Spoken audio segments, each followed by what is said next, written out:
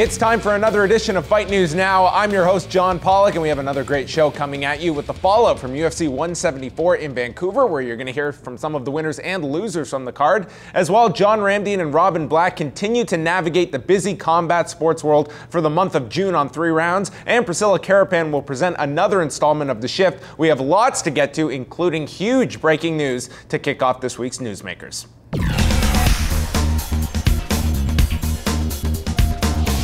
There has been a major shakeup within the Bellator organization, with company CEO and founder Bjorn Rebney out, along with president and COO Tim Donaher. This was announced Wednesday morning with a press release issued by Spike TV, but no replacement has officially been announced. The man that is being rumored to step in and replace Rebney on top is former Strikeforce owner Scott Coker. More on this will be available later this week, and we'll continue to follow this story.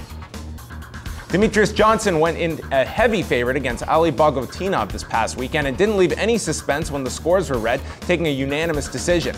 A lot of people expect a rematch with John Dodson to happen next, but Johnson is quick to point out that there are other threats at 125 pounds, indicating that Dodson is not at the top of his list.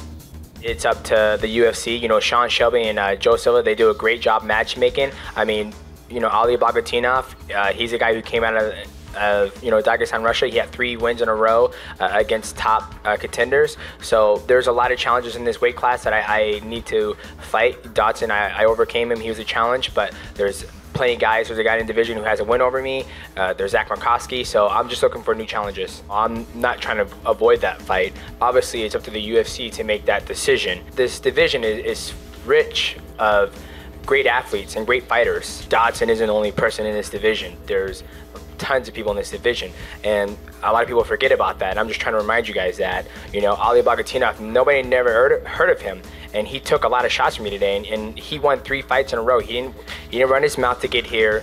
He went out there and he beat everybody that the UFC put in front of him, so I respect him for that. So there's a lot of guys in this division. It's a rich, full, talented division that these guys present challenges to me, and tonight I faced a new challenge and I overcame it, and I'm ready to do it again next time I fight. It was a night of strong performances for both Johnson and Rory MacDonald, who made a giant impression on the welterweight picture with a commanding 3-round decision over Tyron Woodley.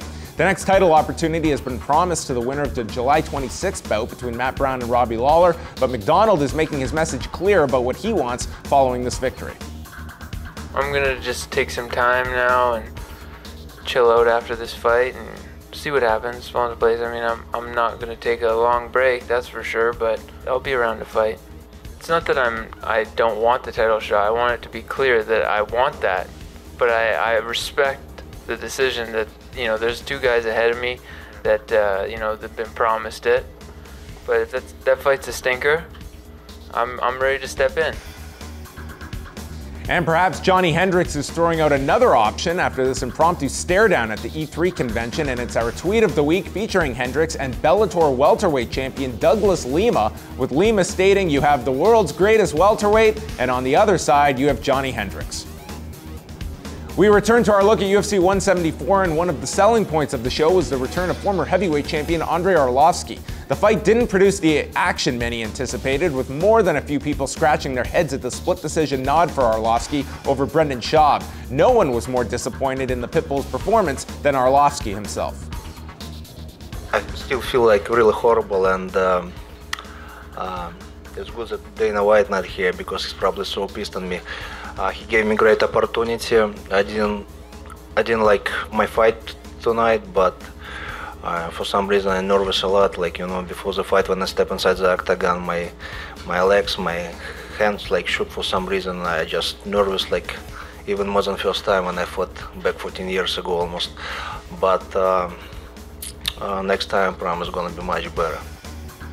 2 light heavyweights picking up wins on the main card were Ovince St. Preux, who defeated Ryan Jimmo after Jimmo broke his right arm during the fight and verbally submitted, as well as Ryan Bader, who outworked Rafael Feijão Cavalcante over 3 rounds, and both men made it clear they would like to fight one another, and they are going to on August the 16th in Bangor, Maine. And right after the fight, Bader sounded like he couldn't wait to fight St. Preux. Let's do it. OSP, he's been on a 4-fight win streak, you know, outside of Jones, the longest win streak in his division, which is tough to do. You know, a bunch of killers in there, and fought on the same card tonight. Both got wins, and he's looked impressive. So, you know, all respect to him, but why not?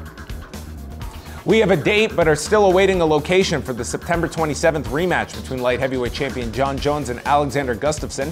Jones appeared on the MMA Hour this past Monday and said he is fine with fighting in Toronto or Las Vegas on that date, but he is outright vetoing the idea of going to Sweden to defend his title in enemy territory. After a plea from his management to get back into the UFC, it appears Paul Daley will not be making a return anytime soon, and life must go on for the welterweight. MMAfighting.com reported this week that Daley will headline the BAMMA 16 card on September 13th against Igor Fernandez, who is on a 6-fight winning streak and making his BAMMA debut. Another name that might be coming to Bellator in this whole shakeup is former Elite XC fighter and UFC competitor Kimbo Slice. Kevin Ferguson has not fought inside of a mixed martial arts cage or ring since May of 2010 at UFC 113 when he lost to Matt Mitrione and then was cut by the UFC. It was Middle Easy who reported earlier this week that Bellator had made an offer, and MMAfighting.com has since confirmed that the offer was made but no deal is in place for Kimbo to go to Bellator. Another promotion making their pay-per-view debut is the Glory Kickboxing organization, who will run on Spike this Saturday with a card leading into their first pay-per-view. Among the standouts on the pay-per-view portion is Canadian Joseph Valtellini, who will challenge Mark DeBonte for the Glory welterweight gold, and we take a look at the Canadian's path to this championship fight. Joseph Valtellini made his Glory debut at the promotion's 6th show in Istanbul, Turkey. His opponent Murat Direkci had more than 10 times as many fights as the Canadian and was heavily favored in front of his hometown crowd. However, someone forgot to tell Valtellini that. Shots. Ooh, and now we had him. Right hand, like that Henderson good right uppercut by Valtellini. Oh! And they throw in the towel. They throw in the towel. That's it, the very smart corner. Well, this is a dream right now. I got to see if I'm awake here. This is something that I dreamed about early on in my career. And here I am here today in Istanbul. So thank you everyone for the support. Next up, he would face Road to Glory welterweight tournament winner Francois Ambang. You're right, Joseph Valtellini now pouring it on. There it is. There it is.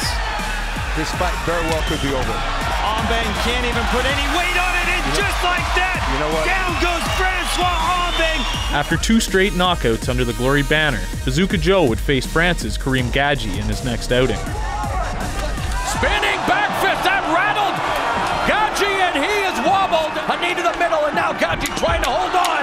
Eats a head kick, and the referee steps in and waves off the fight.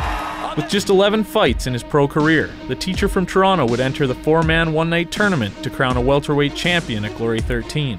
His first opponent would be 24-0 American Raymond Daniels. And as he watches his son deliver a couple of left hooks to the body, Daniels goes down following that kick, and referee waves off the fight. It'll be the number 2 ranked Valtellini against the number 1 ranked Holtzkin in what should be a sensational final later tonight. The number 1 ranked Nicky Holtzkin in the white gloves, or the number 2 ranked Joe Valtellini in the black gloves. He got rocked by that left hook. Yes. And Valtellini's in trouble, but look at him firing back. In the land of the rising sun, we are bearing witness to the fortunes rising for one. Who is going to walk away with the welterweight tournament title? Holtzkin drops Valtellini. Despite the knockout loss, the heart and durability Valtellini showed in his first title fight have earned him another shot at the welterweight gold against current champion Mark DeBont.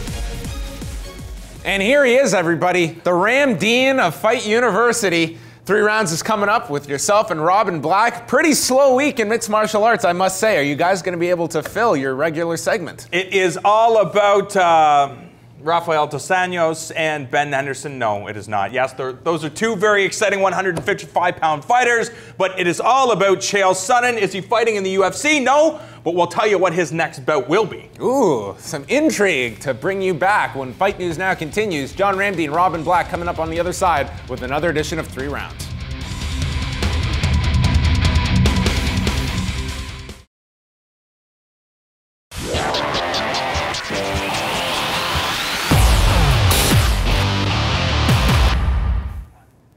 We are back on Fight News now, and with UFC 174 behind us, there's never a shortage of fights to discuss with a very busy month of June. And here to speak about the never-ending lineups of cards, Bjorn Rebney and Robin Black for another edition of 3 Rounds. And we have Glory this weekend. We've got World Series of Fighting. Lots of stuff on tap. So much stuff, but we got to go back to UFC 174 because I simply cannot wrap my head around the fact that there is so much hate for Demetrious Johnson and Rory MacDonald. The fans were piling out of the Rogers Arena in Vancouver as the main event was going on. Do people just want to see big, untalented guys smash each other as they lie in a heap on the ground? Don't people want to see talented strikers, mobility, just some of the best martial artists on the world?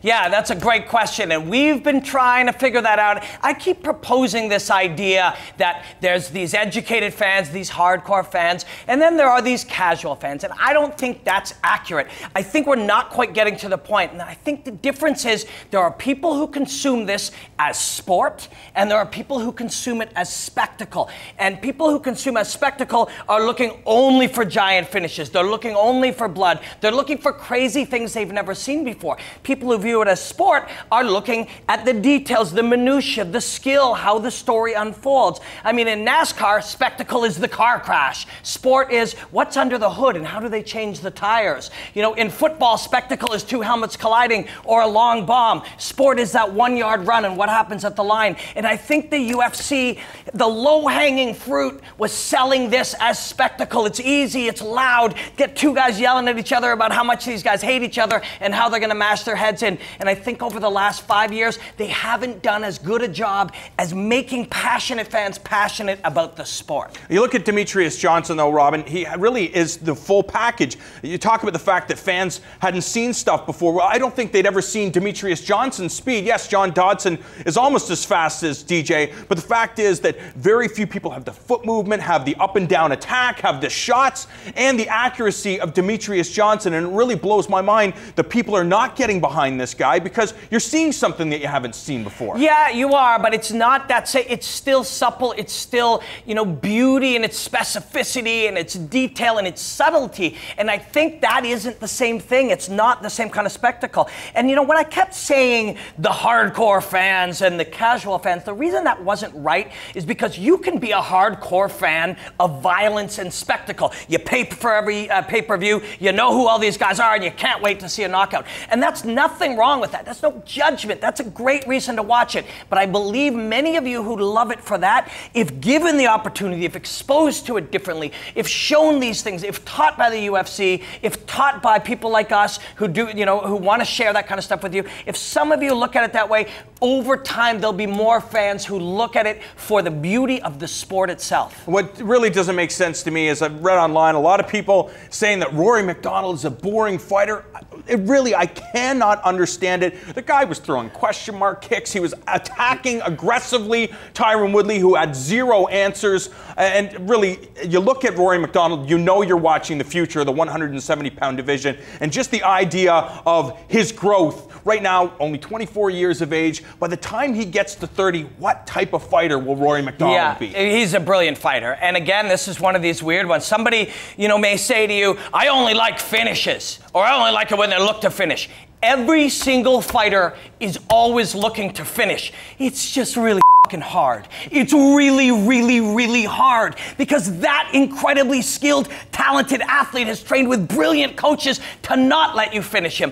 Every fighter is always looking to finish, whether you understand that or not. That is a reality. If Rory MacDonald couldn't finish, I mean, what are you not going to like? 49% of fights result in finishes. Do you really hate 51% of all fights? Chael Sonnen suspended by the commission. That doesn't mean he's going to be out of action. Rumor is he already has his next bout in his sightlines, so to speak, going to be taking on jiu-jitsu wizard Andre Galvao at Metamoris #4. Good for Chael Sonnen, staying relevant, staying in the game. I knew he would. Yeah, and good for Metamoris, man, because look what we're looking at here. We're talking about how to get people invested in stuff. Another thing, and again, this is an area the UFC can keep improving. We love the UFC. I'm not knocking them, man. This is the best organization of the best sport on the planet. But another thing they can do is make stars. They can help make stars. Also very hard to do, but some people are stars, and Chael Sonnen is a star. He will carry some of that over to Metamoris. Jiu-jitsu, grappling, he'll show his wrestling game.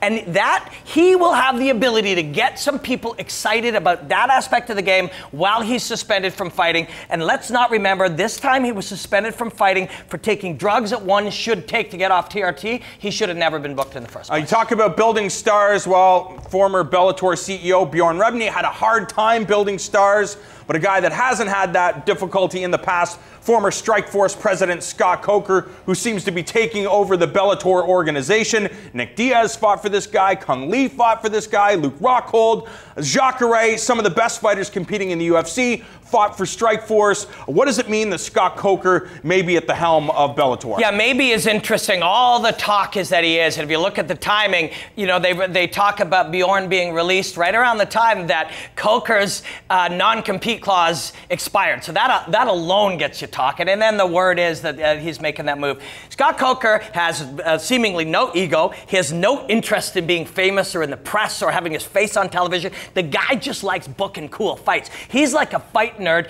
and he sends himself deep into the annals of nerddom to come up with the best fights that he can possibly put on. He will be a powerful addition. I would like to say that I think Bjorn Rebney did something brilliant in taking this little organization and making it so big that Viacom felt the need to take it as their launching pad for what will be Viacom MMA. They'll have a different name for it, but don't be surprised to see the Bellator brand even get buried at some point. But Scott Coker will be the 2.0 era guy. He will come in and he will have a legitimate impact. And that is no disrespect to Bjorn Rebney, who did a brilliant job of getting it here. Do you think that Coker will start by having his home base in San Jose, California? We know he has that relationship with American Kickboxing Academy. He's profiled a lot of those fighters on the Strikeforce cards. Do you start there, or what are some of the things that you anticipate he will do to help this organization grow? One of the weak points of Bellator has been their matchmakers. I mean, and that is no personal disrespect to them, but they just haven't done a great job of developing star power, of really running that thing. It's a huge undertaking. Don't be surprised to see Rich Cho inserted into that job, who is a master, and he's probably been sitting around in his little lab coming up with the right things. But you cannot underestimate what credibility is. And for people to look, they look at a Scott Coker as somebody that they highly respect. He's highly credible. He's proven. You talk to 100 people, none of them have a bad word to say about him. And that is a powerful thing in an ultra-competitive business where people cut each other's throats. You put in a guy like that, and some people go, you know what? I believe in Scott. I'm going with him. The late, great Sean Tompkins told me that Scott Coker has a really close relationship with Crazy Bob Cook. He's an advisor. So you would have to imagine, you know, being a part of AKA and having that relationship with Scott Coker, you would imagine that he would be a part of this new organization as well. I think so, too. And where do you find the guys? Well, a lot of them are under contract. So what do? You get into the AKAs of the world and you start going, hey guys, this is Scott. Scott, welcome back. Great to see you. Who are your next guys? Who are your key guys? Let's make sure we get them. What about sharing as well? Do you think that ONE FC and Scott Coker will share talent in the future? That's the way to build That always been Coker's MO in the past. I don't know if they necessarily have to, but I think Coker would absolutely be open to it if the right fights are available. Viacom, I think, could be open to buying ONE FC one day. It could be at one time.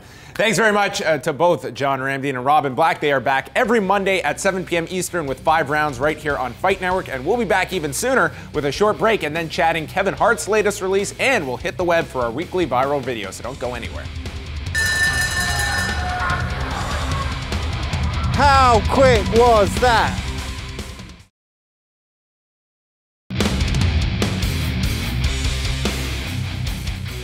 We're back on Fight News Now. John Pollock with you, and this Saturday, Glory 17 will be going down here on Fight Network at 8 p.m. Eastern from Inglewood, California, leading into their first pay-per-view event. The televised portion will see Mirko Cro Cop in action against Jarrell Miller and a 4-man featherweight tournament. Catch it all live here on Fight Network Saturday at 8 p.m. Eastern. Now we welcome in Priscilla Caripan for The Shift.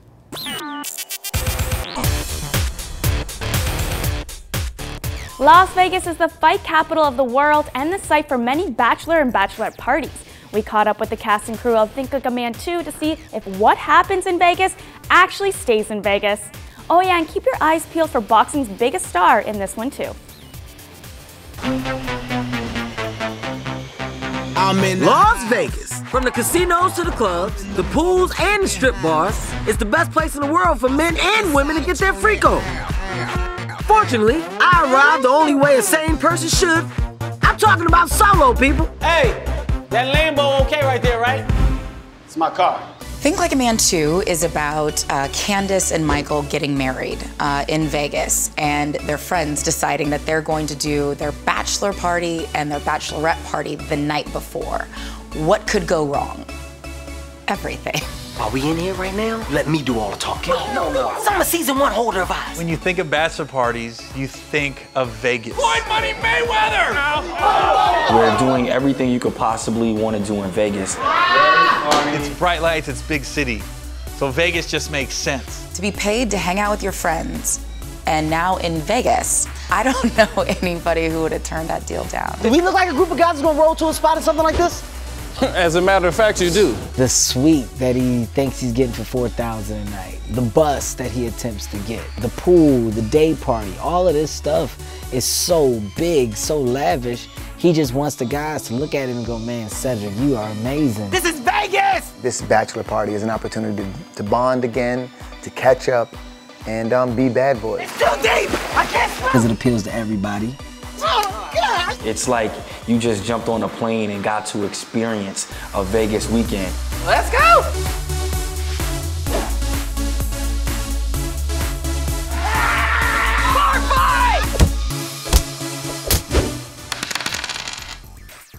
That's it for The Shift this week. Back over to you, John.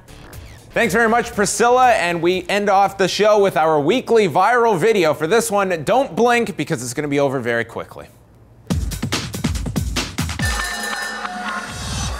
Come together, big shots. It's over. Wow.